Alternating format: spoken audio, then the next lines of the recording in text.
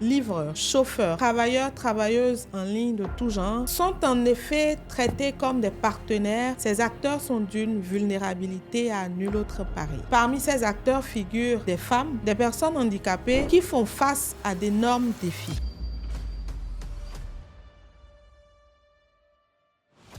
Est-ce que vous avez un contrat de travail? Non, mais le contrat de travail, c'est qu'il y a des documents, vous signez que vous êtes avec eux et c'est fini. La collaboration ne dit pas quels sont vos droits, quels sont vos devoirs. Jusqu'à présent, on n'a pas de droits en tant que tel, mais on a assez de devoirs.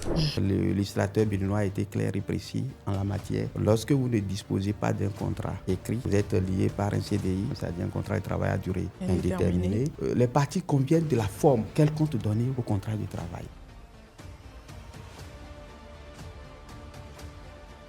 Combien est-ce que vous gagnez en moyenne par jour? Au minimum, c'est d'avoir 10 courses la journée. Quels sont les risques de votre métier? Chez nous, il y a beaucoup de risques. On travaille des fois jusqu'au petit matin. Un client peut te dire dans la nuit, amène-moi dans des endroits obscurs.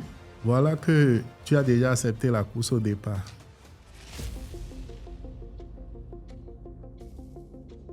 Est-ce que par hasard, vous êtes déjà tombé sur un client que vous devriez livrer et qui tente d'aller dans une relation autre que celle professionnelle? Oui, quand je rencontre ces cas, je reste polie. Vivre et satisfaire ses besoins vitaux requiert des moyens, ce qui oblige à exercer un métier. Ces dernières années, le monde des travailleurs et travailleuses de plateformes numériques en Afrique et au Bénin est devenu une réalité qui s'impose. Ces hommes et femmes qui, par leur labeur quotidien, font tourner l'économie digitale des États sont pour la plupart invisibilisés, parfois sans protection et mal classés. Livreurs, chauffeurs et travailleurs en ligne de tous ordres sont en effet très souvent traités comme des partenaires alors que les plateformes contrôlent leur travail, leurs revenus et leur accès à l'emploi. Évoluant dans l'économie informelle, ces acteurs sont d'une vulnérabilité à nul autre pareil. Reconnaître leur travail et respecter leurs droits, c'est bien entendu le cheval de bataille de plusieurs organisations, y compris de partenaires tels que la Fondation Friedrich Ebert qui travaille à la justice sociale. Travailleurs de plateformes numériques au Bénin, invisibles mais pas sans droit. Voilà le thème qui nous réunit aujourd'hui. Il s'agit ici d'échanger de celles et ceux qui font tourner l'économie numérique en République du Bénin et ailleurs sans filet de protection, sans statut reconnu. Et parmi ces acteurs figurent des femmes, des personnes handicapées qui font face à d'énormes défis. Pour en parler, je suis en compagnie de 3 personnes aux profils divers que vous aurez l'occasion de découvrir. Il s'agit de Madame Dangonade Mouinatu, de Monsieur Akpatou Rodrigue et de Dr David Afudju. Chers invités, bonjour et merci d'avoir répondu à notre invitation. Bonjour madame. Bonjour madame. Sans plus tarder, nous avons envie de mieux vous connaître. Je vais commencer par Monsieur Rodrigue Akpatou. Qui est Rodrigue Akpatou? Bon, Akpatou Rodrigue, je suis un chauffeur de véhicules des plateformes en ligne. C'est ce que je fais comme activité aujourd'hui. Comment en êtes-vous arrivé là? Bon, c'est... Je suppose que vous avez une formation de base, vous avez un parcours. Qu'est-ce qui vous a aujourd'hui conduit dans cet univers de travail? Moi-même, j'ai reçu une formation de biologiste. Donc, c'est le manque de travail qui m'a amené sur ce front aujourd'hui. Donc, moi, quand j'étais à l'université, j'avais déjà mon permis il y a très longtemps. Donc, la conduite était vraiment ma chose. Et quand j'ai commencé par faire de petites activités, moi-même, j'ai déjà une petite voiture propre. Donc, c'est pas cette voiture que, comme je suis dans la précarité, j'ai entendu parler de conducteurs de véhicules, des plateformes en ligne que j'ai commencé depuis 2021. Donc, c'est ça que je fais jusqu'à aujourd'hui. Bon, c'est un peu ça. Merci. Nous allons revenir à vous tout à l'heure. Madame Mouinatou Dango Nade. Oui. Quand on entend ce nom, à qui est-ce qu'on doit penser? À une jeune diplômée qui a un master en comptabilité, audit et contrôle de gestion, qui s'est retrouvée à être une livreuse. Aujourd'hui, vous vous définissez donc comme livreuse. Et vous utilisez les plateformes numériques pour exercer. Oui. Comment ça se passe concrètement? Une journée dans l'univers de la livreuse? En fait, c'est la nature de la réalité auquel nous faisons face au Bénin qui pousse une diplômée en master à vouloir être une conductrice pour livrer. Mais alors, quand vous dites que les réalités vous ont amené à exercer ce métier, quelles ont été ces réalités en quelques minutes? Jeune diplômée, vous étiez certainement fougueuse, aller brasser des millions, audit et comptabilité de gestion, ça fait rêver. Alors, qu'est-ce qui s'est passé? Qu'est-ce qui s'est passé? Pour la petite histoire, après mon master, j'ai eu à faire des stages qui m'ont amené à un poste d'assistante de direction. J'ai été le numéro, dans le jargon, dans le milieu professionnel, on dit numéro 1, numéro 2 dans les sociétés. J'ai été jusqu'à être la numéro 2 dans une société. Mais vu mon âge et ma petite posture. Vous étiez bien rémunérée quand même? Oui, j'étais bien rémunérée. Le problème ne vient pas forcément du salaire. D'accord. Le milieu, souvent dans le milieu professionnel, la femme rencontre plusieurs difficultés. Nous allons y revenir. Donc, c'est ces difficultés-là qui m'ont amenée à être une livreuse. Et lorsqu'on doit vous suivre pour une journée, quels sont vos horaires? Comment est-ce que vous dénichez vos clients? Quelles sont les limites que vous êtes imposées, s'il y en a, évidemment? Oui, bien évidemment. Et jusqu'à quelle heure vous travaillez? Combien d'heures, par exemple, en une journée? Ou est-ce qu'il n'y a pas de standard? Non, au départ, je me suis fixé des objectifs que je devais atteindre en une journée. Mais la réalité est tout autre. La théorie est différente de la pratique. Donc, je commence normalement ma journée de livreuse à partir de 9 heures.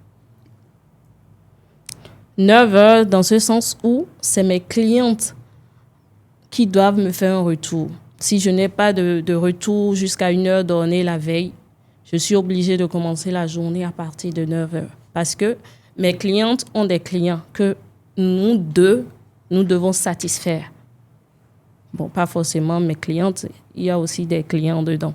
Donc, à 9 heures déjà, je peux dire que je peux commencer avec la première course.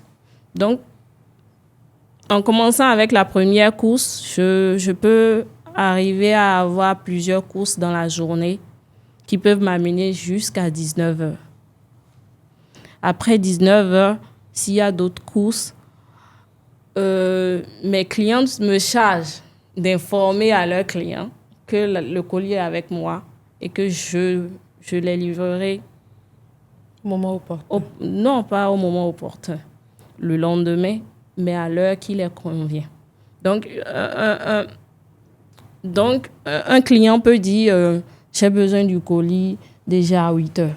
Mais si un client ne le dit pas et que je finis normalement une journée normale, je commence à 9 heures, je finis à 19 heures au maximum.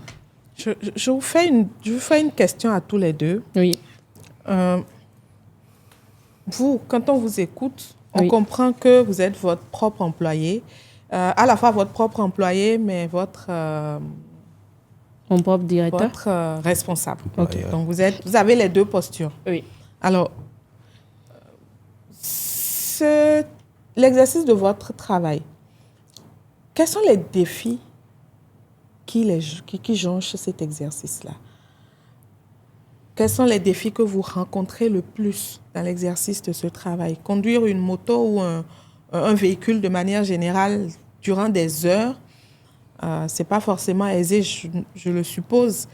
Et donc, quels sont les défis, et pour vous spécifiquement, Dame Mouinatou, quels sont les défis que vous rencontrez, mais aussi, est-ce qu'il vous est déjà arrivé d'avoir des déconvenues avec un client ou une personne à livrer?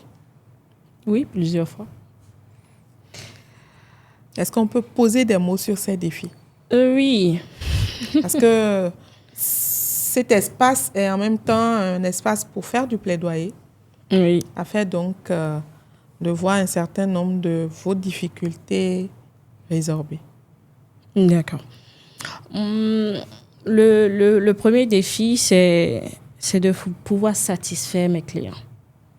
Parce que quand tu satisfais tes clients ou bien ta clientèle, ça te garantit déjà une pub. Ça te garantit déjà une pub. Parce que si la première est satisfaite, elle va te dire, ah ok, quand on utilise les WhatsApp, les Face, on dit, ah, je cherche un livreur. Elle va te vous recommander. De bouche à oreille. Voilà.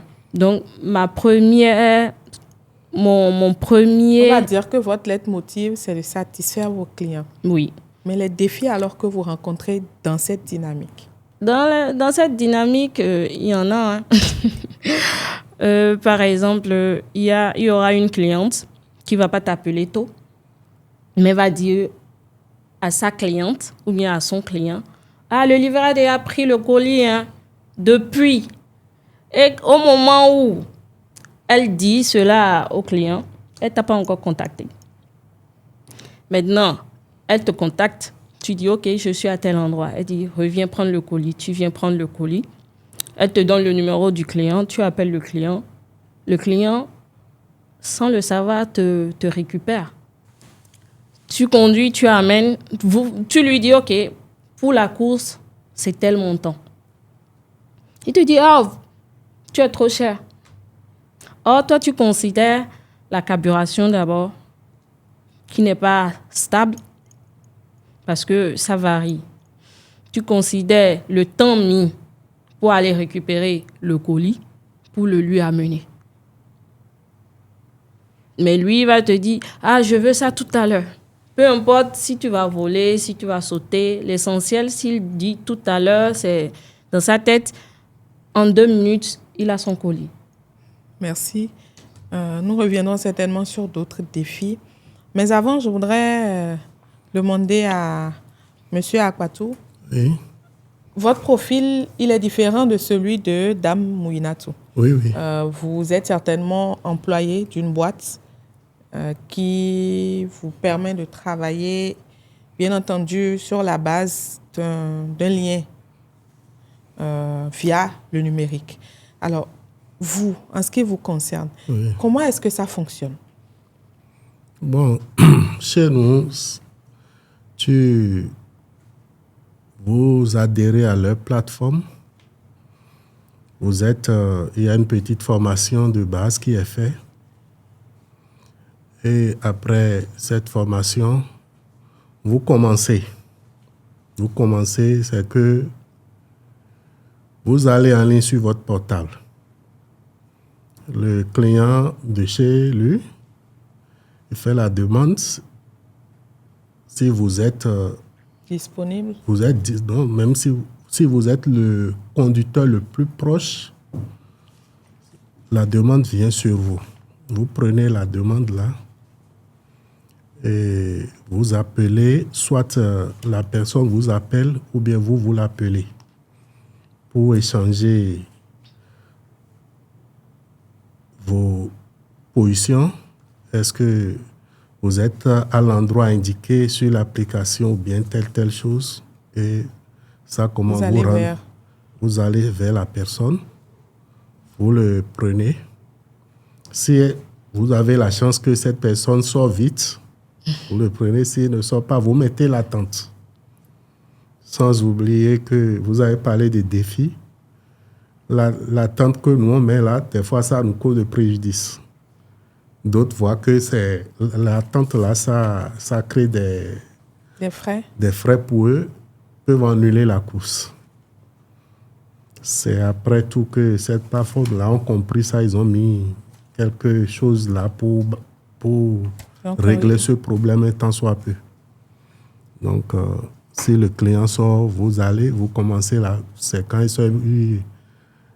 vous marquez que la course a démarré. Il rentre dans la voiture. C'est en ce moment vous marquez que la course a commencé et vous mettez en chemin. Arrivé à destination, vous arrêtez la course.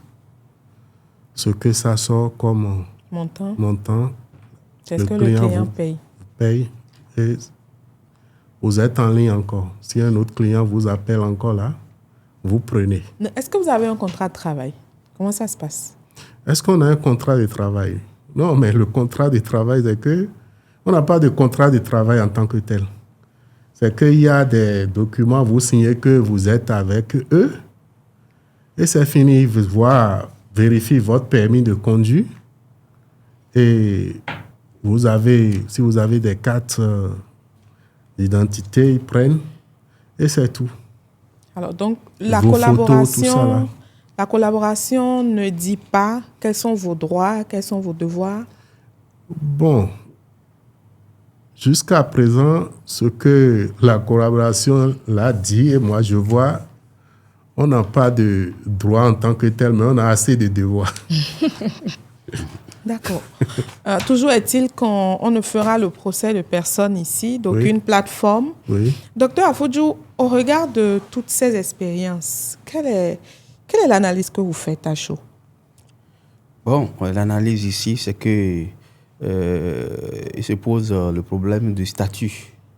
Le statut exactement de savoir si l'intéressé doit être considéré comme travailleur au sens du Code du travail ou des tests en vigueur en République du Bénin, soit doit être considéré comme quelqu'un qui travaille en freelance, c'est-à-dire qui échappe au contrôle du droit social, c'est-à-dire notamment le droit du travail et le droit de sécurité sociale. Ce que je suis en train de... Mon analyse aussi va du fait que, bon, tout à l'heure, monsieur Akpatou, je crois, si je ne me trompe pas, disait que, bon, ils n'ont pas de contrat en tant que tel. Bon, en fait, les relations de travail peuvent être matérialisées par n'importe quel document. Et on n'a pas besoin, le législateur béninois a été clair et précis en la matière. Lorsque vous ne disposez pas d'un contrat écrit, vous êtes lié par un CDI, ça c'est la première condition, c'est-à-dire un contrat de travail à durée indéterminée. Et aussi dit, bon, les parties conviennent de la forme. Quel compte donner au contrat de travail? Ils peuvent le faire devant un notaire, ils peuvent le faire devant un huissier, etc. Et aussi, la dénomination contrat de travail ne dépend pas aussi de la formulation et de l'interprétation que les parties en font. Heureusement. Donc là, les questions du statut qui se posent aussi pour aborder la question, nous avons deux aspects. Soit vous êtes en freelance et que vous échappez au contrôle du droit positif social, soit vous êtes considéré comme travailleur au sens au sens du Code du travail et que vous avez les conditions de travail décentes que doivent respecter quand même certaines conditions de travail. Donc voilà ce que je peux faire comme analyse à chaud sur ce que je viens d'entendre de Mme Dangonade et de M. Akpatou sur l'ensemble des questions. Nous allons aller plus loin pour aborder les questions. Est-ce à dire que M. Akpatou ne devrait pas échapper à la législation en vigueur? Bon, là, je vais aborder une question. C'est qu'il faut d'abord dans leurs relations professionnelles, dans leurs relations de travail, il y a des indices. C'est ça. Si on a des indices de subordination, c'est-à-dire que M. Akpatou n'a pas une certaine autonomie dans la conduite de son véhicule, dans ses déplacements, etc., et qu'on lui donne le moyen de déplacement, en tout cas son outil de travail, qui est bien évidemment le véhicule qu'il conduit, et on lui fixe les horaires de travail donc qu'il doit respecter et des instructions qu'il doit respecter. Là, on est déjà dans un lien de subordination qui caractérise le contrat de travail. Donc, en réalité, compris comme tel, M. Akpatou devait être protégé par la législation en vigueur en République du Bénin, notamment le Code du travail, le Code de sécurité sociale, avec tout ce qui tourne autour, avec toutes les contraintes y afférentes. Voilà ce que je peux dire de façon ramassée. Mais alors, Oui. Au-delà de leur profil Oui, singulier à tous les deux, oui. quels sont d'après vous, ou au regard de votre expérience d'expert sur la question du droit de travail, Oui. les autres secteurs d'activité en ligne qui sont couverts par le législateur béninois? Bon, jusque-là, il faut reconnaître que nous sommes... l'écosystème du travail numérique aujourd'hui, c'est un truc qui est apparu il n'y a pas très longtemps. Et la législation actuelle protège les travailleurs classiques, c'est-à-dire connus déjà, des travails structurés, etc. Même si au-delà, l'inspection du travail peut toujours requalifier les contrats, etc. Bon, maintenant, on ne peut pas dire aujourd'hui de façon... Parce que, par exemple, la crise de Covid-19 nous a aussi fait apparaître dans notre langage juridique au niveau du droit du travail. On a parlé du télétravail avec la directive de la ministre Adijat de 2020 qui a fait sortir le mot télétravail qui était jusque-là inconnu.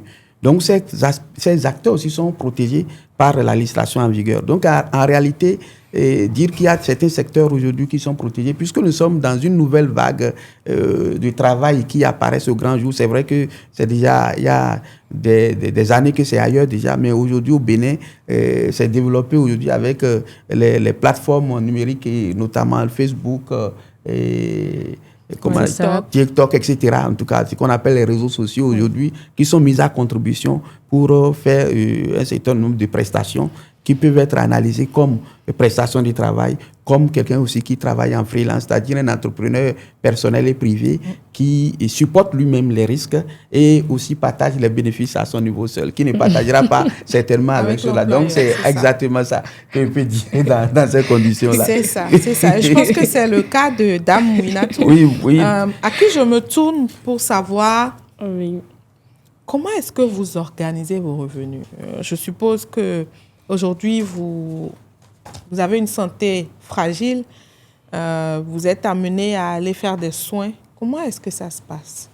Est-ce que vous vous êtes offerte à vous-même une assurance maladie comme le requiert aujourd'hui les normes au Bénin, ou comment est-ce que ça se passe? Par rapport aux revenus, je ne pourrais... Mais avant de répondre à la question, puisque vous parlez de revenus, combien est-ce que vous gagnez en moyenne par jour? En moyenne par jour, je C'est dirais... pas indiscret. Tout dépend En moyenne. De la journée. de la journée. Et c'est pour ça qu'on fera la moyenne. On peut dire... Si vous ne souhaitez pas le dire, on ne va pas vous y obliger. Voilà. Et donc, comment est-ce que vous en sortez pour les cas de maladie? Tout d'abord, quand ou d'éventuels accidents, ce qu'on ne souhaite pas. Oui.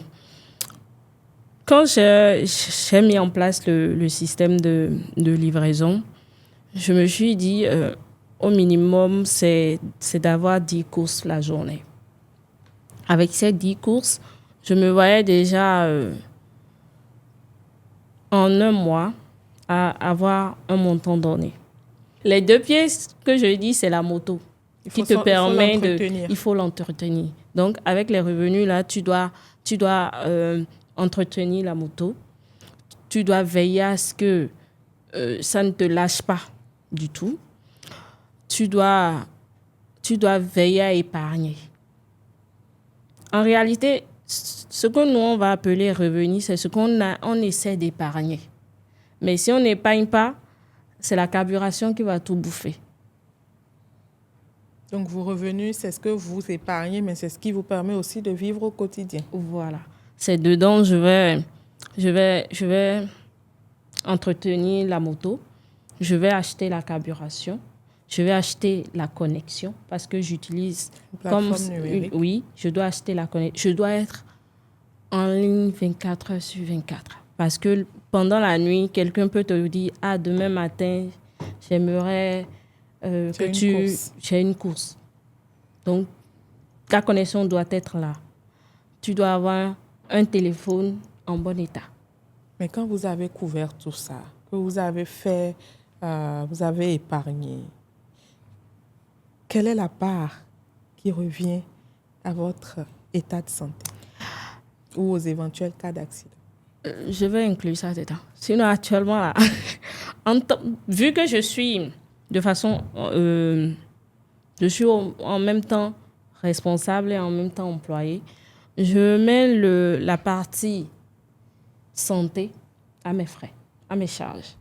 Je dirais que je mets plus les besoins de la moto dans la société que mes besoins à moi. Parce que sans la moto, je ne pourrais pas. C'est ça. Donc, en premier lieu, les revenus sont plus concentrés sur l'entretien de la moto, sur l'atteinte des objectifs professionnels. Voilà. Mais ce qui concerne ma santé, mes besoins, je dirais que je prends ça moi-même en charge. Oui, mais vous les prenez en charge sur la base de quel revenu? Ça veut dire qu'à vous entendre, on a l'impression que en dehors de ce travail, vous avez d'autres activités. C'est bien ça. En réalité, quand j'ai les revenus et que je me force à épargner, je me dis, quand il y aura des situations où, en cas de force majeure, j'ai une sécurité là. C'est ça. Vous est-il déjà arrivé de perdre le colis d'un client? Si oui, comment est-ce que vous avez géré la situation? Non. Jamais. Jamais. Il faut croire que vous êtes une livreuse très professionnelle. Monsieur Akwatou, comment est-ce que vous gérez tout ce qui est lié à votre protection sociale? Est-ce qu'avec votre employeur, vous avez une assurance maladie ou vous avez une indemnité qui vous permet de pouvoir couvrir cela? Protection sociale avec les conducteurs de plateformes en ligne au Bénin. Il ne faut pas parler de ça. On n'en a pas. Comment est-ce que vous faites alors? Nous-mêmes, on gère nos maigres revenus comme on le peut. Mais alors, est-ce que vous êtes, pour m'allier aux préoccupations de Dr Afodjou, est-ce que dans votre cas précis, oui. Vous êtes, selon la réglementation en vigueur, à la disposition de l'employeur chaque jour jusqu'à la fin de mois? Et les revenus, comment est-ce que cela se répartit? Est-ce que c'est l'employeur qui, à la fin du mois, vous rémunère ou c'est sur la course que vous êtes rémunéré? Bon, nous, ce n'est pas l'employeur. On est rémunéré sur chaque course qu'on fait. Par exemple, quand vous faites une course de 1000 francs, aujourd'hui, moi, mon employeur, il a 20% dedans. Ça fait combien déjà? Ça fait 200 francs. Dans 1000 francs. Vous enlevez la carburation. Si le véhicule, c'est à votre charge, c'est vous qui allez réparer. Donc, tout ça là, s'il y a les pièces à prendre, c'est vous-même pour le véhicule. Et l'Internet que vous utilisez, c'est vous-même, tout ça là. Donc, on s'organise nous-mêmes. Mais les véhicules sont vos propriétés. Si les véhicules sont vos propriétés, des cas où c'est... Les véhicules de la société. Ce sont les véhicules de la société. Chaque travailleur paye quelque chose en fin de journée pour le véhicule. Ce sont très souvent des véhicules en location, et à la fin, toi, ça devient ta propriété. Vous devenez propriétaire. D'accord. Donc, en dehors des 20%, vous payez encore une quote-part pour les véhicules, si le véhicule ne t'appartient pas. D'accord. Et dans ce cas, ce que vous êtes en train de demander, ça dépend de chaque cas. Si le véhicule appartient à l'employeur, c'est qu'ils mettent tous les garde-fous, tout ce qu'ils veulent, et vous êtes obligé de respecter. Mais aujourd'hui, quand vous regardez l'écosystème et tout cet environnement-là dans lequel vous évoluez, c'est une question que je vous fais à tous les deux. Est-ce que vous vous sentez à part entière travailleur, travailleuse béninois? Est-ce que vous vous considérez comme étant un travailleur, une travailleuse? Oui. Bon, est-ce qu'on peut, avec ce qu'on vient de dire, est-ce qu'on peut se sentir travailleur? Non. Vous n'avez pas... Comment vous vous définissez alors? Moi, je me qualifie comme quelqu'un qui se cherche, parce que tous les jours que Dieu fait, tu te lèves, mais tu travailles. Tout ce que tu fais, c'est toi-même qui calcule tout. Si tu tombes malade un jour, c'est ce que tu auras épargné quelque part. C'est ça qui va t'aider à t'en sortir. S'il arrive que ce que tu as épargné n'atteint pas ça, ne couvre pas ta maladie, ça peut t'emporter. C'est ça. Est-ce qu'aujourd'hui, on fait recours à quelqu'un aujourd'hui encore? Dame Mouinatou, je vous fais la même question. Vous sentez-vous à part entière travailleuse aujourd'hui dans l'écosystème? Du moment où tu quittes ton lit, que tu quittes ton confort pour satisfaire les besoins d'un client, tu travailles. Et offrir une prestation qui serait rémunérée, tu travailles. Docteur Afodjou, on vient de comprendre par les deux récits que la question de la protection sociale et du respect des droits des travailleurs auxquels nos deux amis s'identifient reste un défi. Bien que vous l'ayez expliqué au départ, aujourd'hui, il y a une difficulté au législateur d'appréhender justement cette catégorie de travailleurs. Mais alors, en l'état, quels pourraient être justement les recours juridiques possibles pour notamment M. Akwatou, puisque Dame Mouinatou échappe aujourd'hui au contrôle de la loi, puisqu'elle est freelance? Ok. Merci beaucoup, madame. Je vois que le problème est assez profond, plus qu'on ne le pensait. Parce que là, avec les explications de M. Akwatou, nous retrouvons en face de deux VTC, c'est-à-dire des conducteurs de VTC. Nous avons deux catégories. Ce qu'on appelle le VTC, c'est voiture de transport avec chauffeur ou voiture de tourisme avec chauffeur. Et nous avons deux catégories aujourd'hui là, qui sont là. Ceux qui ont leurs propres moyens de déplacement, c'est-à-dire qui ont leurs propres véhicules et qu'on sollicite, qu'une société de plateforme ou de mise en relation sollicite pour venir prester. Il y a ceux qui on met à disposition les véhicules des sociétés de plateforme en ligne de choses. Il y a ces deux catégories. Donc, en voulant faire la distinction, c'est un peu plus délicat. Donc, savoir aujourd'hui le statut, c'est pourquoi il parlait tout à l'heure du statut du travailleur. Est-il un travailleur au sens du Code du travail ou est-il un prestataire de service? La question reste posée. Alors, par rapport au recours qu'il pourrait avoir en tant que travailleur, c'est d'abord deux types de recours. Lorsque les droits sont brimés, etc., c'est d'abord le premier recours, c'est administratif. C'est porté vers l'inspection du travail ou les services compétents. Lorsqu'il pense que sa retraite n'est pas assurée, surtout lorsqu'on met à sa disposition un véhicule, on lui indique les horaires de travail, on lui indique les courses qu'il doit faire. Je crois qu'on rentre dans un lien de subordination et de relation de travail.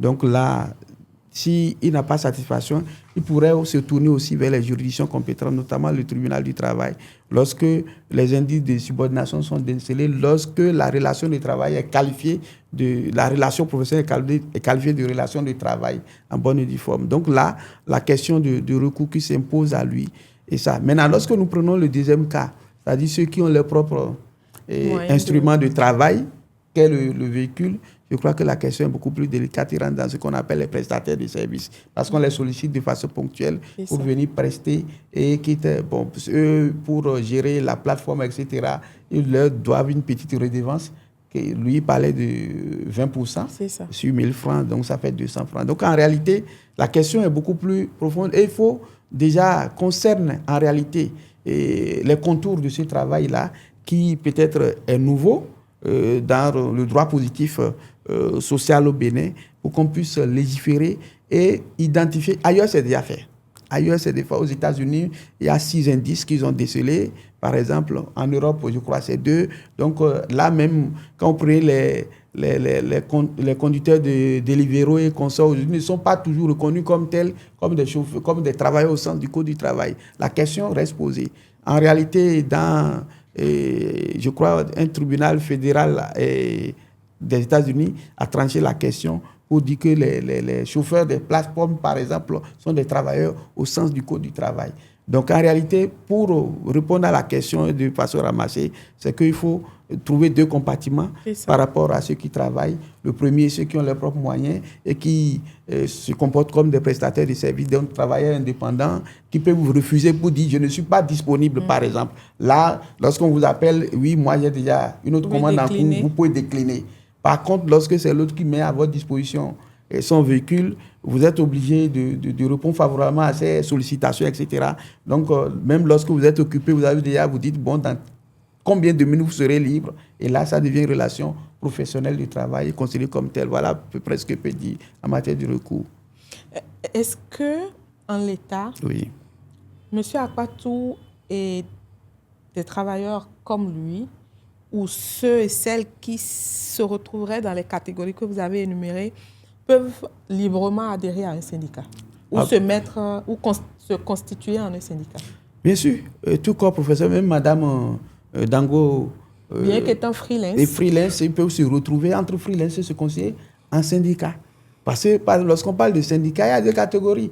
Le syndicat des travailleurs, le syndicat des employeurs. Donc, lorsque nous prenons, madame, en tant que freelance, elle est employeur. Donc, elles peuvent se retrouver entre, comment on appelle, jeunes entrepreneurs de plateformes numériques, etc., se retrouvent pour dire, bon, on veut défendre nos intérêts, protéger nos droits et éloigner l'isolement auquel ils font face. Parce qu'en réalité, c'est des travailleurs isolés, les uns des autres en réalité. Donc, voilà. Et maintenant, quand on prend les travailleurs au sein de eux, ils peuvent le faire parce que même notre constitution protège le droit à la syndicalisation. C'est protégé par... Et en plus, on peut aussi se référer aux instruments internationaux, notamment les conventions de l'Organisation internationale du travail, de l'OIT, et qui font de la promotion de la négociation collective, du dialogue social, etc. Et il n'y a pas de dialogue social sans syndicat.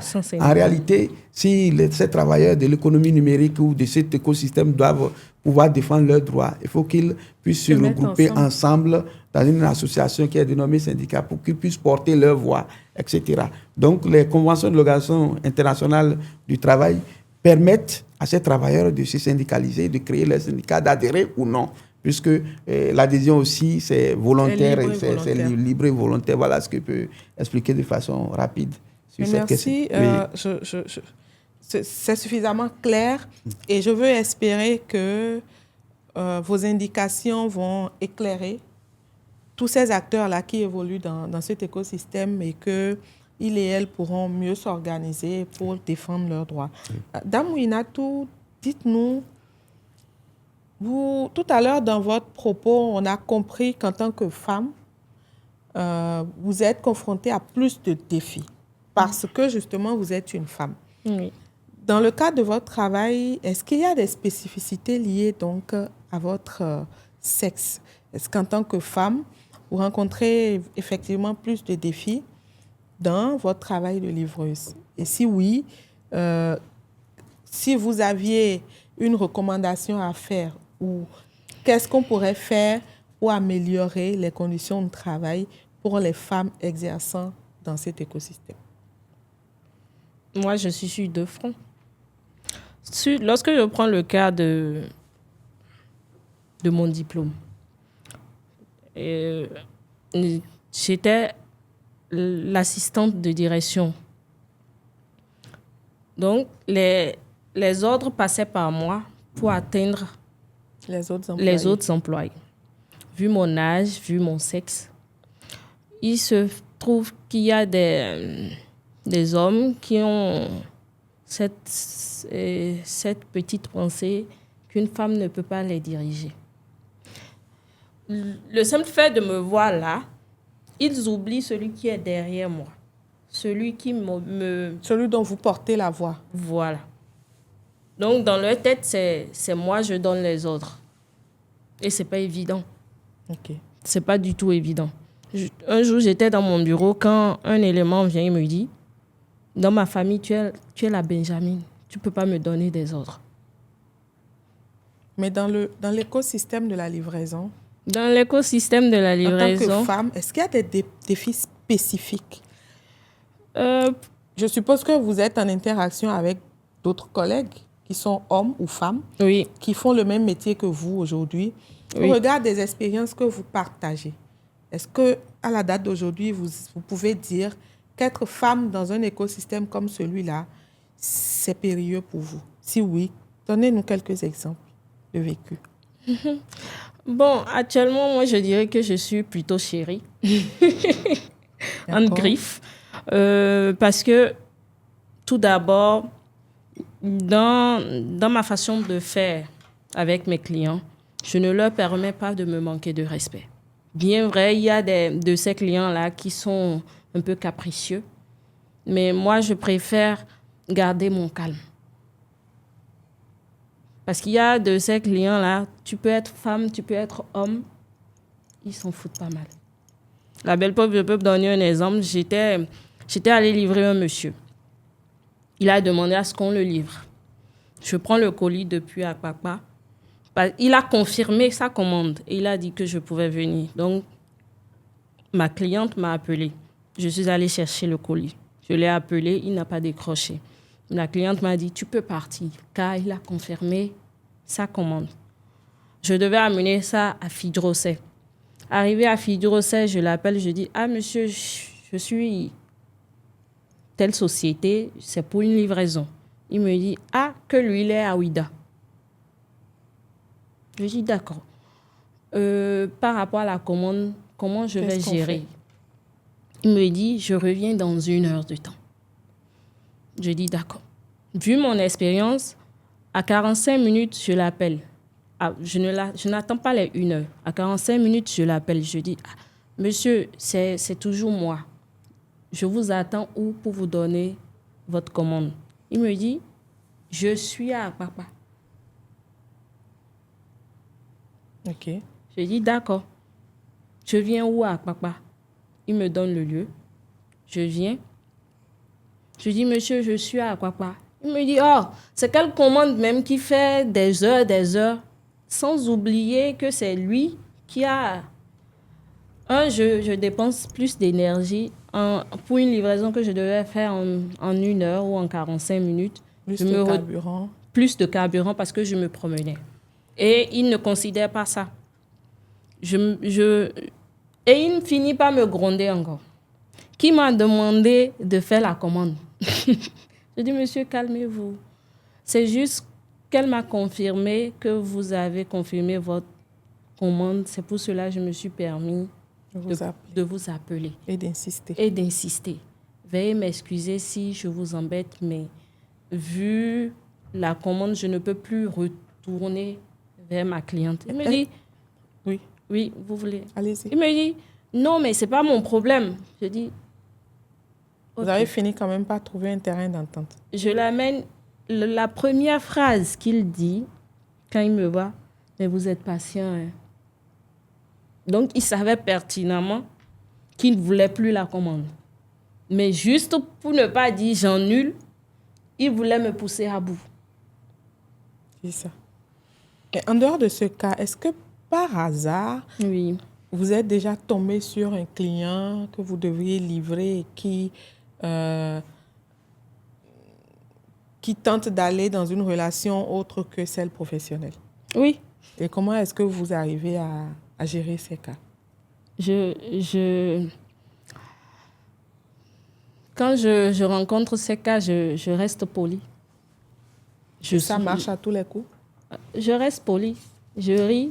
On me dit, OK, bon, tu finis à quelle heure? Je dis, ah, aujourd'hui, j'ai une journée chargée. Mais vu que vous avez mon numéro, écrivez-moi. Mais je sais pertinemment que le numéro là, c'est seulement pour la livraison. Docteur Afodjo, est-ce que vous avez déjà eu recours à des services de livraison et qu'au moment de récupérer votre colis, vous voyez une belle et jeune dame en face, tenter peut-être d'aller au-delà de cette relation professionnelle? En tout cas, je ne peux pas, en fait, malheureusement ou heureusement. C'est jamais arrivé. C'est jamais arrivé. Je commande beaucoup en ligne, beaucoup même d'ailleurs, mais tous ceux, les livreurs, j'ai eu souvent affaire à des livreurs et non à des livreuses. Donc là, la question, j'échappe à cette réponse. Donc, juste là, vous avez trouvé la parade pour échapper à ma question. Il y a aussi un point. Oui. Moi, je me suis fixée, ou bien je dirais pas... Vous avez des limites? Oui, je me suis fixé des limites. Quand je vais pour une livraison, je ne rentre jamais dans la maison. Si je rentre pour faire une livraison, c'est une société qui a les vigiles. C'est ça. Si je ne vois pas de vigile, je ne rentre jamais. Peu importe ce que tu vas dire, je ne rentre jamais. Mais tu vas prendre ta commande. J'ai une question qui me vient à l'esprit en termes de relance. Quand vous livrez un colis, oui. Est-ce que vous avez le réflexe à chaque fois de connaître la nature du colis? Oui. Parce qu'il est important de s'assurer de la non illicité la licité de ce que vous livrez. Voilà, oui. Que ça ne soit pas illicite. Oui, parce que je veille à ce que l'emballage soit fait devant moi. Quand je viens, je ne prends pas et je m'en vais. Non. D'accord.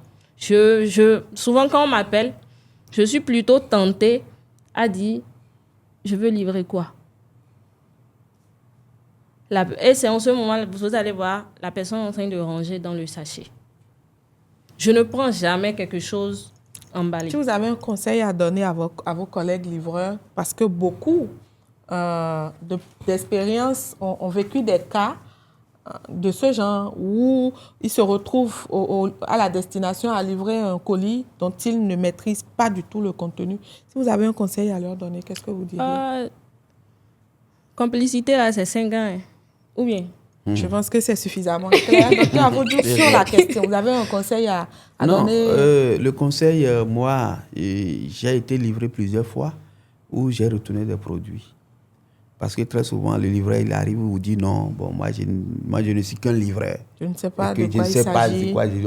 On vous livre des produits déjà défaits, tout ça là. Donc, ça, moi, j'ai eu affaire à ça. Bon, moi, le conseil que je donne toujours, bon, vous me livrez, j'ouvre devant vous en même temps.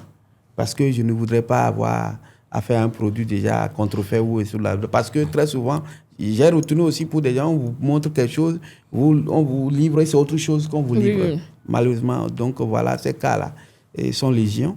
Et je crois que bon, chacun doit être responsable de ses actes pour que, bon, un jour peut-être qu'on peut vous dire d'aller livrer quelque chose prohibé. C'est ça. Et donc, vous allez vous faire prendre. Voilà. Voilà. Il y a aussi le fait que moi, je collabore plus avec des personnes plutôt... on ne finit pas de connaître l'homme. Mais dont vous connaissez un peu la moralité. Que je connais un peu la moralité. Et, comme monsieur le dit, souvent, il y a des livreurs qui disent « Ah, je ne sais pas ce que... » Mais moi, j'évite ça. Parce que il est important de savoir que vous avez beau lever la voix pour clamer votre innocence, non-solidarité oui. à cette livraison, mais vous êtes le tremplin par lequel l'intéressé a reçu le colis. Voilà. Et par conséquent, vous êtes forcément complice d'une certaine façon. Moi, je me retrouve même des fois à convaincre les clients de mes clients. Oui. Alors, quels sont les risques de votre métier, Monsieur Akpatou? Chez nous, il y a beaucoup de risques. Beaucoup de risques, puisque chez nous, tout à l'heure, vous devrez constater que chez la dame, elle a dit qu'elle commence les matins. Mais nous, on travaille des fois la nuit, des fois jusqu'au petit matin. un client peut te dire dans la nuit, amène-moi, par exemple, dans des endroits très obscurs. Voilà que tu as déjà accepté la course au départ. Et arrivé dans la zone, tu constates que là où la personne se trouve, vraiment, c'est un endroit très, très, très compliqué.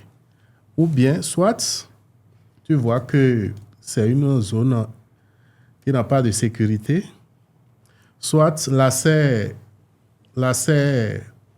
à cette zone est vraiment difficile, compte tenu, par exemple, nous sommes en période de pluie maintenant.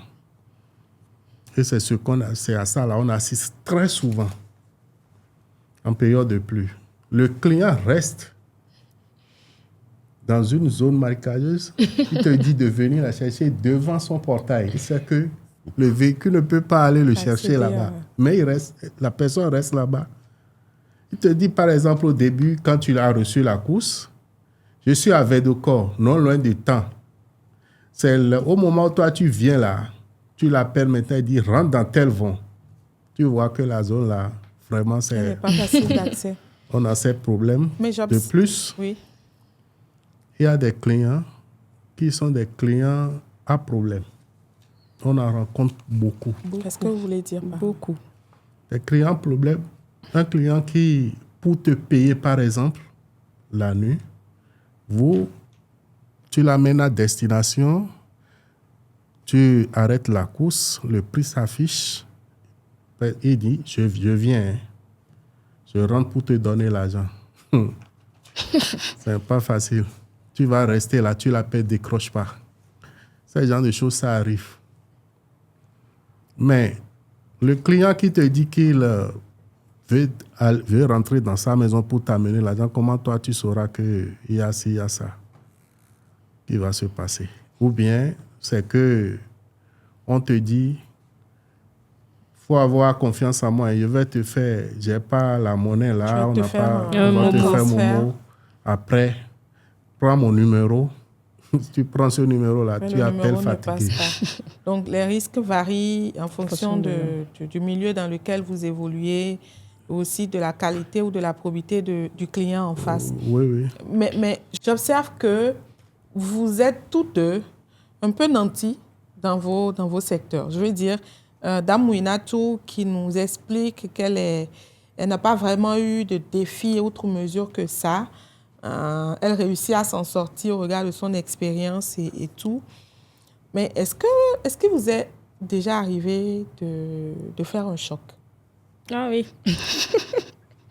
Ah oui. Avec le colis d'un client?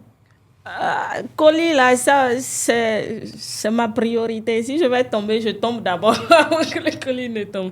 Non, j'essaie quand je prends les colis, j'essaie de faire plus attention. Parce que bien vrai, il y a de ces clients qui, en emballant le produit, n'oublient pas mes gardes de bien fermer et tout. Je me retrouve des fois à prendre les pots cassés. Quand je vais livrer, je retrouve que c'est pas bien fermé. Je suis obligée de lui dire, désolé, c'est en conduisant, ça a bougé un peu, ne vous fâchez pas. Mais le fâché que je dis, c'est parce que je sais que c'est pas si grave que ça.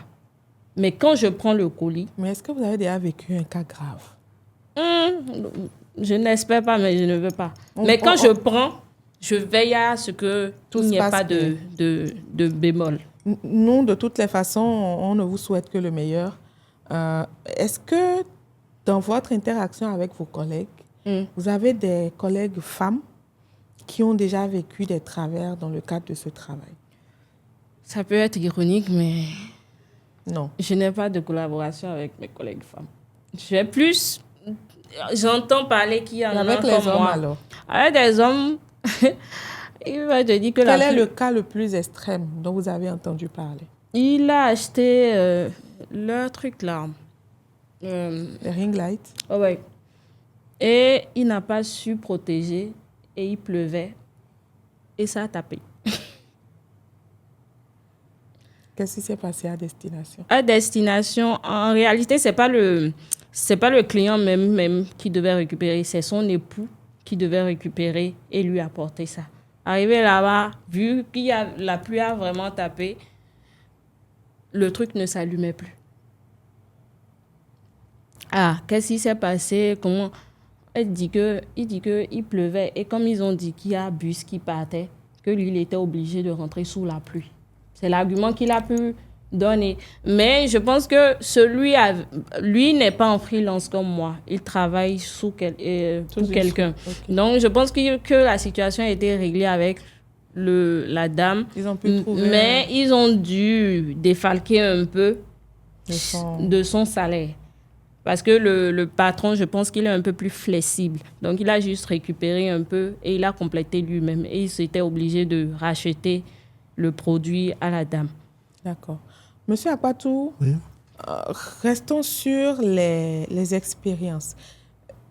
Avec vos collègues, est-ce que vous avez déjà eu des cas qu'on pourrait considérer de vraiment extrêmes qui appellent véritablement à une action forte dans ce secteur-là pour que les droits des travailleurs puissent être respectés?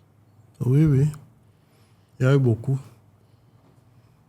Et vous savez, ce que nous on rencontre comme problème, c'est lié vraiment aux promoteurs des plateformes-là. Tout à l'heure, le docteur Afodjou parlait de deux types de conducteurs.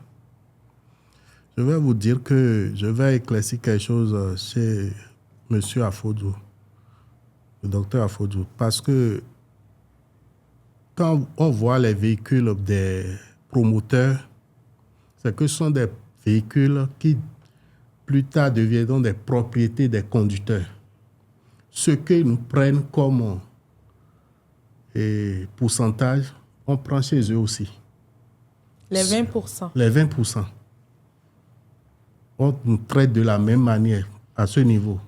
Mais seulement que chez eux, ils doivent payer à la fin de la journée un montant qui est destiné à chose-là, au véhicule. Plus tard le transfert du véhicule. Mais ce qu'on assiste, on assiste à quoi? Ces promoteurs, ils ne veulent pas comprendre les problèmes que nous, on a sur le terrain. Moi, j'ai vu des gens qui ont fait des accidents, des gens qui sont tombés malades. Quelqu'un qui travaille nuit et jour qui est tombé malade, mais on lui a par la suite arraché son véhicule simplement parce qu'il n'est plus... Il n'a pas pu honorer... payer l'argent du véhicule comme si c'est quelqu'un qui a son propre véhicule. Tant mieux, on ne va même plus demander s'il existe ou pas. Mais quand leur véhicule est avec toi, c'est là où on te demande quel problème tu as. Si c'est que tu es malade parce que celui-là travaille bien, mais il a commencé par avoir des douleurs au dos et aux oreilles. Ça lui a coûté vraiment de l'argent. Mais dans cette difficulté, on a pris son véhicule. Donc, on a beaucoup de choses. Moi-même, qui suis là une fois la nuit, par chose-là, j'étais monté sur les piliers au niveau de la plage là. La nuit, là, j'ai cassé 3 pneus en même temps. Bon, il y a ces genres de choses qui arrivent. Même leur propre véhicule qu'ils ont là, la nuit, il y a ces jeunes-là, l'argent qu'on leur demande, c'est beaucoup. Ils ne dorment même pas à la maison. Ils laissent leur famille. Des fois, ils sont fatigués au volant. Ça explique beaucoup d'accidents qu'ils font. Dormir au volant, moi, j'ai eu à vivre ça. Et quand je lui ai dit, mais tu ne peux pas dormir et prendre quelqu'un. Et il me dit qu'il faut qu'il atteigne un quota donné pour la journée. Or, moi, j'étais derrière en tant que passagère, mais le jour-là, j'ai eu peur. Parce que vous senti en danger? Oui. Mais quand arrivé à destination, il m'a dit, Tata, ne mentionnez pas.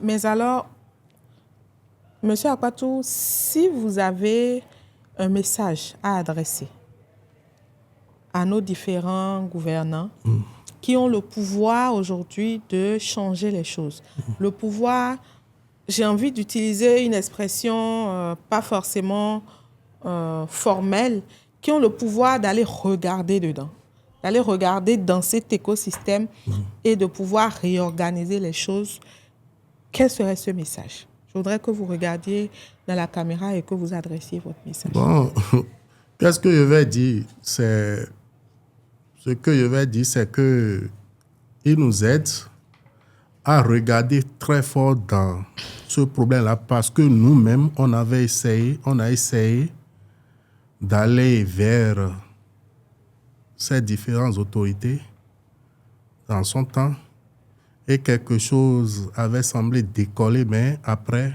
c'est sombré complètement. Quel serait, d'après vous, le rôle des syndicats qui existent déjà dans le pays, dans cette dynamique-là? Bon, le rôle des syndicats, c'est de faire des plaidoyers auprès des différents... Par exemple, de nous accompagner, par exemple, le ministère du Transport, par exemple, du numérique et autres, pour nous accompagner dans ce qui se passe là. Sinon, c'est un peu, vraiment, c'est grave. Si on laisse ça avec le temps, sincèrement, moi, je suis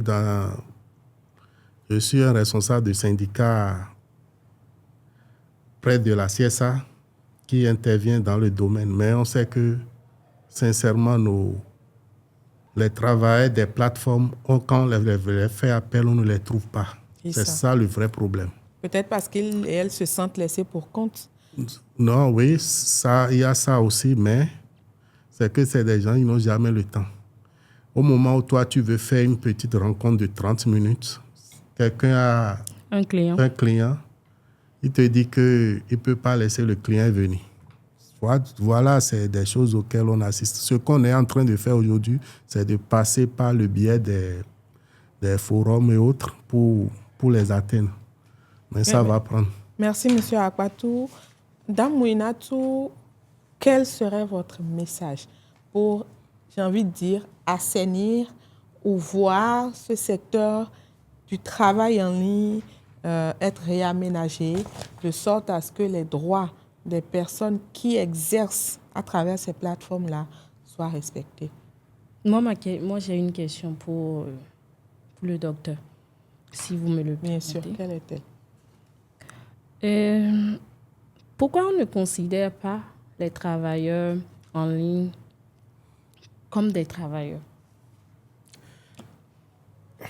Je ne l'ai pas dit. Je n'ai pas dit qu'on ne les considère pas. Ça dépend. J'ai dit qu'il y a des indices qu'il faut déceler pour voir si l'intéressé a le statut de travailleur. Là, je vais rebondir sur la question de M. Akpatou qui disait tout à l'heure que lui ne se considère pas comme travailleur. Quelqu'un qui se cherche. Non, vous êtes un travailleur. Mais peut-être pas un travailleur au sein du Code du travail. Parce que lorsqu'on parle de travail, nous avons deux catégories. Nous avons les travailleurs indépendants et les travailleurs subordonnés. Et au niveau même des travailleurs subordonnés, nous avons deux catégories aussi. Les travailleurs qui sont employés par l'État et ceux qui sont employés par les privés. Oui. Donc en réalité, nous tous, nous qui exerçons, que ce soit madame, elle travaille. Oui. Elle est en freelance, elle est une travailleuse. Vous aussi, vous êtes un travailleur. Mais il s'agit maintenant de délimiter quels sont les contours. Donc les travailleurs de la plateforme numérique peuvent être considérés comme des travailleurs au sens propre du Code du travail et jouir des mêmes droits que les travailleurs au sens classique régis par le Code qui peuvent leur être appliqués. Donc, on ne peut pas dire de façon stricto sensu que les travailleurs des plateformes ne peuvent pas. Non. J'ai dit il faut chercher dans ce qu'on appelle les indices de subordination pour voir si oui ou non on peut qualifier la relation qui existe entre peut-être vous, si vous devez employer quelqu'un et vous, si c'est une relation de travail subordonné ou bien c'est une relation un prestataire de service qui peut dire je me mets à votre disposition à telle heure, je pas à telle heure. C'est exactement ça. Voilà. Maintenant, ces indices-là, ce sont nous-mêmes en tant que... Non, il ne revient pas aux travailleurs voilà, c'est ça, d'identifier ces indices. Non, pas du tout. Il revient à l'État. Non, lorsqu'il y aura litige, par exemple, et porté devant les services compétents de l'État, c'est de déceler si oui ou non. La CNSS va chercher à voir s'il faut faire une, comment on appelle... conciliation. Non, pas conciliation, ils vont faire un redressement au niveau pour qu'on puisse payer les cotisations, etc. à l'inspection du travail, si on peut calculer les droits, s'il y a licenciement. Donc, ne vous revient pas. En fait, c'est lors souvent des litiges qu'on cherche à savoir si oui ou non. Si l'intéressé, après avoir travaillé, ne réclame aucun droit, bon, basta, personne ne s'en occupe. Donc, mais lorsqu'il revient à la charge, il dit, bon, j'ai travaillé quelqu'un, parce que chaque travailleur a quelqu'un qui a fait un peu de droit dans sa famille, on lui dit, bon, il faut aller il faut aller vers les services compétents. Et c'est en ce moment qu'on cherche à déceler les indices de subordination, l'autonomie dans l'exercice de cette... Donc, c'est un faisceau d'indices qu'on cherche. D'abord, le lieu de travail, le matériel du travail, les horaires de travail, et la rémunération et le lien de subordination. Voilà. Oui, mais je reviens toujours sur ma question. Oui. Si par exemple, vu que ces indices ne sont pas encore là, oui. À qui vais-je me plaindre? En fait, ces indices existent. Et comme le dit Dr Afodjou, il est évident aujourd'hui que les lois et les tests de loi n'appréhendent pas de manière spécifique les différents travailleurs en ligne. Mais si on ne le souhaite pas, il y a un litige entre vous et votre employeur, vous vous dirigez vers l'État à travers ces différents démembrements, les services compétents. Voilà. Parce que il est important de le savoir. Vous n'êtes peut-être pas, vous n'avez pas un contrat de travail écrit, mais tout litige ou tout différend qui naît est appelé à être résolu. D'accord. Et donc, dans ce sens-là, au moment opportun, les services compétents vont essayer de voir à l'intérieur d'ajuster quel était le type ou la nature de relation qui vous liait. D'accord. Et quelles étaient les étendues, quels sont, en lien avec chaque élément retrouvé, quels auraient été les droits qui sont bafoués et comment est-ce qu'on résout la question. Donc, si vous le permettez, on va donc en arriver à la toute dernière question vous concernant. Vous avez dit que vous exercez seul. Oui. Qu'est-ce qu'il faut aujourd'hui pour que vous, Dame Mouinatou, vous employez d'autres jeunes béninois? Vous avez parlé de votre défi d'employabilité qui vous a conduit justement à aujourd'hui être votre propre patronne. Donc, qu'est-ce qu'il faut, par exemple, pour que vous embauchiez d'autres personnes et quel serait votre message pour donc assainir le secteur? En 1 minute, si c'est possible. J'ai voulu employer. J'ai employé plusieurs fois. Mais les difficultés qu'on rencontre actuellement dans la jeunesse, c'est que nos frères là ne veulent pas travailler. Ils ne veulent pas travailler. J'ai déjà employé près de 3 personnes. Quand ils commencent, tu leur donnes le programme de la journée. À 16h déjà, ils te disent « je ne peux pas faire le reste demain. » Ou bien, il y a un qui est allé chez une cliente, on lui remet le colis. La cliente, il va vers la cliente de la dame. Et la cliente trouve que c'est trop petit. C'est la cliente qui a choisi la taille, mais c'était trop petit. Il lui demande, ramène. Et il lui dit, toi, tu ne pouvais pas voir ta taille avant de commander. Déjà, il parle mal au client. En un mot, les collaborations que vous avez eues jusqu'alors n'ont pas été concluantes. N'ont pas été concluantes. Et vous préférez aujourd'hui continuer à exercer? Non, je ne préfère pas. Je veux employer, mais vous ne trouvez pas les profils que vous cherchez. Voilà, les profils que je cherche. Merci. Docteur Afodjou, au regard de cet état des lieux que ce podcast nous a permis de voir ou de faire, quelles seraient aujourd'hui les actions à mener pour que le Bénin se conforme aux normes internationales, en lien bien entendu avec cette réalité qui s'impose en Afrique et dans le pays, parlant donc de l'opportunité que constituent les plateformes numériques, en lien bien entendu avec l'employabilité aujourd'hui. Donc, quelles sont les actions que vous pensez qu'on peut mener aujourd'hui et quels sont les acteurs qui doivent pouvoir s'engager sur ces chantiers? Merci beaucoup. Et je crois que déjà, il y a un pas qui est déjà fait par l'Organisation internationale du travail. Je crois qu'il y a déjà un projet de convention qui existe pour régir l'économie numérique en général, je crois que c'est déjà un pas. Alors, chez nous, au niveau national, qu'est-ce qu'on peut faire?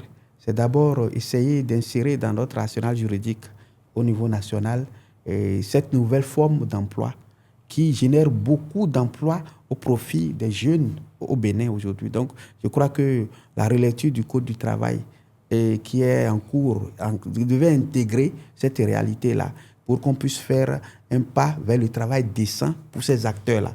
Parce que, comme je l'ai dit souvent, le travail décent n'est pas seulement pour les travailleurs au sens classique du Code du travail, c'est pour les travailleurs en général, que vous soyez indépendant, que vous soyez prestataire, que vous ayez au moins ce qu'on appelle le travail décent, notamment la protection sociale surtout, et aussi un travail que vous aimez, que vous n'avez pas choisi parce qu'on n'a pas trouvé mieux. Parce que lorsque l'OIT parle d'emploi productif, c'est ça en réalité. C'est un emploi qu'on choisit librement, qu'on n'est pas contraint de choisir parce qu'on a regardé à gauche, à droite, on n'a pas trouvé mieux à faire. Je crois qu'aujourd'hui, avec ce qui se passe, beaucoup de jeunes se plaisent dans l'économie numérique, même s'il y a des déviances qui sont observées avec tout ce que nous connaissons autour de ce qui se passe aujourd'hui avec les jeunes. Donc moi, je crois que c'est essayer d'intégrer dans notre droit positif actuel qui est l'économie numérique pour aussi. Mais en attendant, moi je crois qu'en attendant, même pour aller vite, on peut prendre des directives. Je crois que lors de la surveillance du Covid-19 ici, le ministère du Travail a pris une directive pour organiser le télétravail, par exemple. Déjà, c'est un pas qui est fait. Et sur cette base, on a eu des gens qui ont fait le télétravail. Donc aujourd'hui, pour ensemble essayer de canaliser ce qui sera fait, je crois que réellement, il faut agir sur les tests qui existent. Et aujourd'hui, déjà, on peut, sur la base de la Convention collective générale du travail qui existe, essayer d'insérer, je crois déjà, comme je l'ai dit, et tous ceux qui travaillent et qui pensent qu'aujourd'hui, qu'ils sont employés comme travailleurs au sein du Code du travail, doivent savoir qu'ils ont les mêmes droits que les travailleurs des entreprises classiques, etc. Voilà ce que je peux dire pour le message que je peux lancer. Merci, docteur Afodjou. Merci, Dame Mouinatou. Merci à vous également, monsieur Agbatou. Le secteur de l'économie numérique est très producteur d'emplois. Nous l'avons compris. Des défis jonchent cependant ce chemin ou cet écosystème pour les travailleurs et travailleuses. Sans réglementation, le travail sur ces plateformes numériques risque d'aggraver les inégalités et l'informalité. L'avenir numérique de l'Afrique, mais aussi du Bénin, ne doit donc pas reposer sur un travail précaire, mais doit garantir un accès au travail décent, un salaire équitable et une protection sociale pour tous et pour toutes. Le moment est donc venu de renforcer la solidarité entre les travailleurs et travailleuses au niveau africain et dans les différents États, tous secteurs et frontières confondus, en mettant en relation les travailleurs et travailleuses des plateformes numériques avec les syndicats de transport, les travailleurs informels et le mouvement syndical au sens plus large. Il est évident que ce qui se passe aujourd'hui dans l'économie informelle ou dans l'économie numérique à travers les plateformes digitales façonnera l'avenir du travail en Afrique et au Bénin. Que faire? Que faire? Docteur Afodjou l'a dit, il faudra que le Bénin et d'autres nations qui entendent assurer le travail décent des uns, des unes et des autres puissent aller vers un renforcement du cadre normatif. Et pour ce qui est du Bénin, quelques pistes ont été avancées, à savoir prendre pourquoi pas une directive ou alors travailler donc à ce que la relecture en cours du Code du travail dans notre pays puisse faire un clin d'œil à cet univers-là, afin que la dignité qui doit être celle des travailleurs et travailleuses de manière générale, mais plus singulièrement de celles et ceux qui évoluent à travers les plateformes digitales, soit une réalité.